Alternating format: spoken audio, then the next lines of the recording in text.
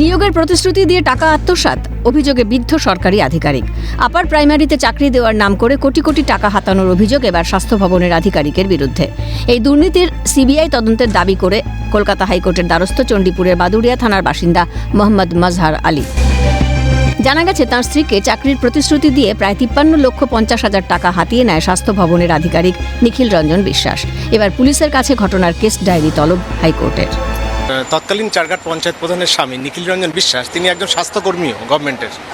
তো তারা বেশ কয়েকজন, মানে প্রায় 3 জন মিলে এলাকার শতাধিক বেকার যুবক যুবতীদের কাছ থেকে প্রাইমারি এবং উচ্চ প্রাইমারিতে চাকরি দেওয়ার নাম করে কোটি কোটি টাকা আত্মসাৎ করে। সূত্রের খবর, মোহাম্মদ মাজহারের স্ত্রী 2019 সালে আপার প্রাইমারির পরীক্ষা দেন। তারপরেই স্থানীয় পঞ্চায়েত প্রধানের স্বামীর মাধ্যমে স্বাস্থ্য ভবনের আধিকারিক নিখিল রঞ্জন বিশ্বাসের সঙ্গে পরিচয় হয় তাদের।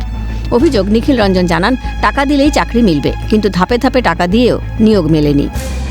আমাদের কাছ থেকেও টাকা নিয়েছিল। কত টাকা নিয়েছে? আমাদের ফ্যামিলির থেকে মোটামুটি 53.5 লাখ টাকা নিয়েছে। আচ্ছা, এই নিখিল রঞ্জন বিশ্বাস, পবিত্র মণ্ডল ও পঙ্কজ দে, এই 3 জনে মিলেই এটা করেছে। মানে পুলিশের ইনভেস্টিগেশন দেখে, মানে ধরুন এই নিখিল রঞ্জন বিশ্বাসকে তার বিভাগীয় তদন্তের মাধ্যমে তাকে দোষী প্রমাণিত হচ্ছে, বাট তাকে অ্যারেস্ট করছে না পুলিশ। এমনকি 2023-এর 26শে এপ্রিল স্বরূপনগর থানায় অভিযোগ দায়ের হওয়ার পরেও নিখিল রঞ্জন বিশ্বাসকে এখনও গ্রেফতার করেনি পুলিশ। তদন্তের অগ্রগতি জানতে চান বিচারপতি তীর্থঙ্কর ঘোষ। পাশাপাশি আবেদনকারীর পরিবারের নিরাপত্তার বিষয়টি নিম্ন আদালতকে বিবেচনা করার নির্দেশ আদালতের হস্তক্ষেপে এবার এই নিয়োগ দুর্নীতির তদন্তের সুরাহা হয় কিনা সেটাই দেখার। ক্যামেরায় জ্যাকি সিংয়ের সঙ্গে অভিরূপা হাজরার রিপোর্ট, ক্যালকাটা নিউজ।